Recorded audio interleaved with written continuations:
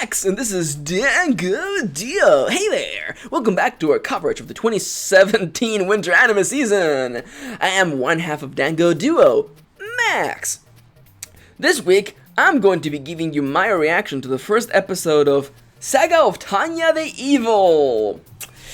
We have a road ahead of us, so let's just take it from the top. If you are unfamiliar with our videos and the way we do things, then let me tell you how this is gonna go. Okay, I'm gonna tell you a quick summary of what this anime is about, with what transpired in this first episode. Spoilerless, of course, no spoilers. I'm gonna tell you what I liked, I'm gonna tell you what I didn't like, my recommendation, am I gonna keep on watching, do I think you should watch it, and then I hope that if it interests you enough, you will pause the video and go watch the episode. It should be in the link in the description down below. Crunchyroll, you can watch anime there. It's the best way of watching anime nowadays.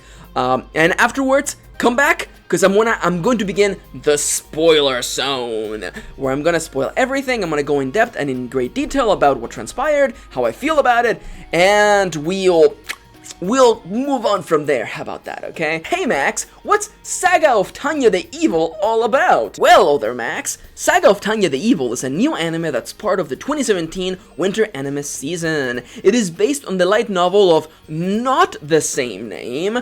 The original novel is titled幼女戦記, or The Military Chronicles of a Little Girl. It was originally published in 2013. It has since been adapted into a manga and this anime. This story, and particularly this first episode, follows from the point of view of two mage soldiers in a alternate history 1920s Europe, or totally not Europe, in which the world has been thrown into war, and these two mages are part of a moving unit. In this episode, they partake in several battles, and we get to know of our titular character, Tanya. Not too much. I would have to say that were you not to read the description for this anime, you would have no idea what the heck is going on. This first episode is not very clear, but we will talk about the particulars of that on the spoiler zone. For the next point, hey, what did I like about this anime? Well, if you know last season, I watched an anime called Iseta the Last Witch, or Shumatsu no Iseta, and that anime was not very good.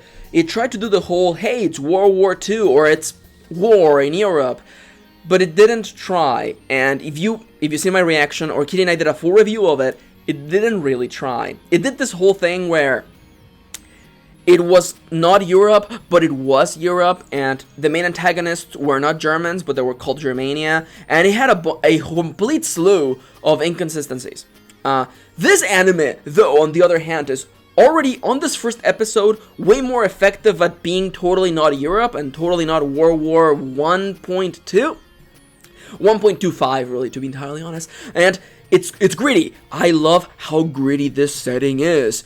Everything is bleak and either brown or gray, and I freaking love that. I like as a war setting, like it makes sense and it's effective. It shows trench warfare and it's really dark and gritty and bleak. I like that. And this anime manages to have magic in totally not World War II more effectively than Iseta ever even came close to. So comparing it to Iseta alone, it's already like way up there. The first like 10 seconds of this anime, I was like on my seat, like vibrating of excitement, because I was like, wow, it's gonna be like Iseta, but good. Which brings me to my negative of this particular episode. I don't know who the hell was in charge of character designs. There are two female characters in this first episode. There are a bunch of guys, and they all look like real people. They look like anime people. In a pseudo-realistic setting, there is a mage girl and the titular son, Tanya, and I don't know why they thought it would be cool to give them a super, like, big eyes ugu look. I don't understand. Like, I was watching it, and the whole time, and my notes are just, why? Why does she look like this? Why? And I'm gonna go in more details, because I actually looked up the source material, and I have a bunch more information in the spoiler zone. So tag along for that. But the appearance of the main, the two female characters who are point of view references is so jarring. Like, they look like they don't belong in this world, and it's clearly a stylistic choice that makes no effing sense. Like, I'm looking at these both of these girls, and they should be on screen right now, or I'm sorry if you're listening to the audio-only version of this episode, but, like, why do they look like this? Why do they have those exaggerated mascara / eyelashes?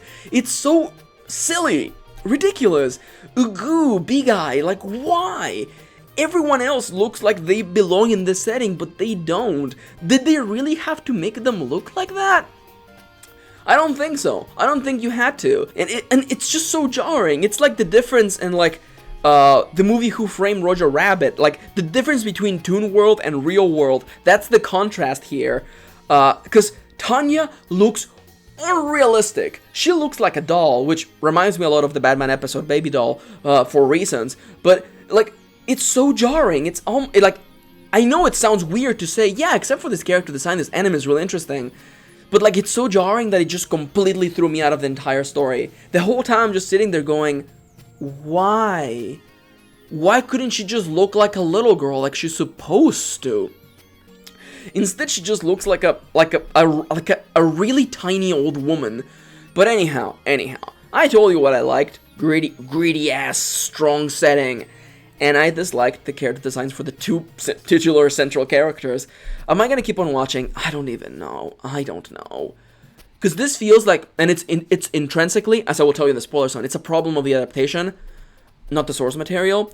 So the sort of thing where I'm like, I wish I could turn off my brain and just be like, yeah, you know, this character design sucks, but it's really, really bad. I don't know. I think you should go and give it a watch, see what you think of it. And maybe keep on watching and tell me and, you know, come back and report, because I don't know. I struggle through this first episode, because the whole time I'm just taking screenshots of Tanya, excuse me. I keep compressing Saga and Tanya into Sanya.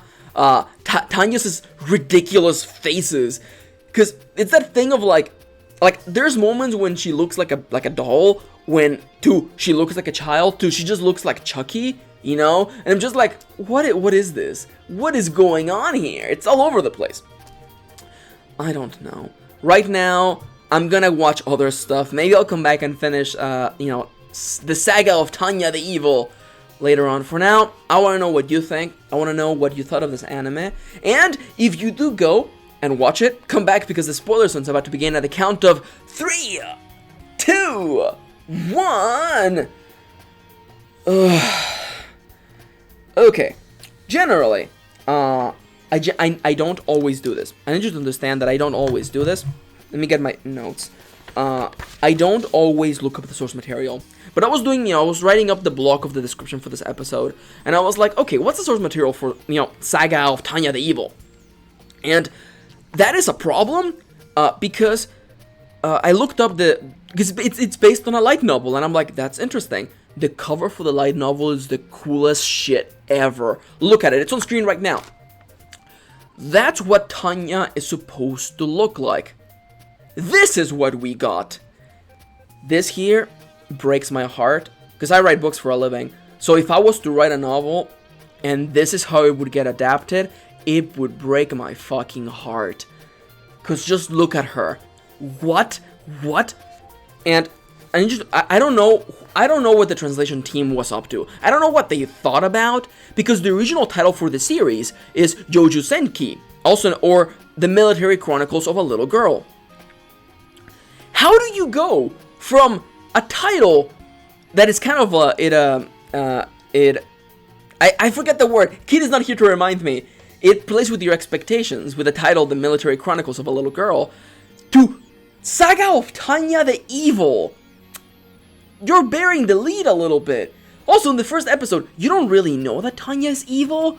Like, she kind of ended up putting those two other mages guy in a situation in which they would die. But they did say that they wanted to die. So I'm just kind of sitting there, I'm like, yeah, I mean, like, soldiers who did not listen to their superiors died for less than what they did in, you know, in World War 1.25. This hurts my heart, because watching Saga of Tanya the Evil, I'm like, I wish I could just read the light novel, because like, that cover looks so freaking cool and interesting, and it makes me want to read it.